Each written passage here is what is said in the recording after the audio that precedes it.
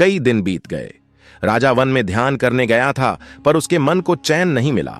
हर रात एक ही सपना आता, एक झूले में झूलता, एक नवजात शिशु जो उसे पिता कहकर पुकारता। राजा चौंक कर उठता, पर सपने का अर्थ नहीं समझ पाता। एक रात सपने में एक रहस्यमयी स्त्री आई। तुम्हारा रक्त पुकार रहा है, राजन। राजा की नींद खुली तो आंखों से आंसू बह रहे थे। मन बेचैन हो उठा। उधर महल में रानियों की चालें तेज हो गई थीं। राजा तो भटक गया है, अब सत्ता हमारी होनी चाहिए। बड़ी रानी ने दरबार में प्रस्ताव रखा।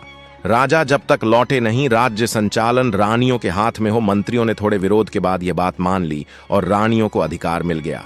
पहली ही रात रानियों ने दाई को बुलवाया और उसे सोने से भरी एक थाली दी। जो कुछ तूने देखा, जो कुछ तूने छिपाया है, अब बता दे, या ये सोना यहीं छूट जाएगा। दाई कांप उठी, पर बोली, मैंने कुछ नहीं छुपाया, जो देखा वही बताया।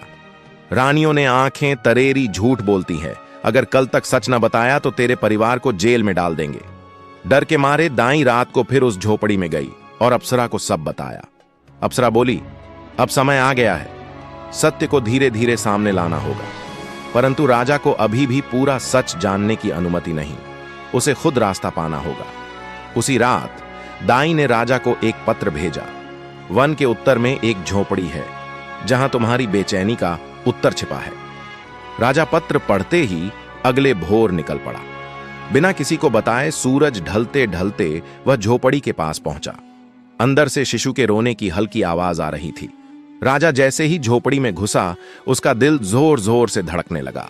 उसने झूले में झांक कर देखा, वही चेहरा, वही मुस्कान जो उसने सपनों में देखा था।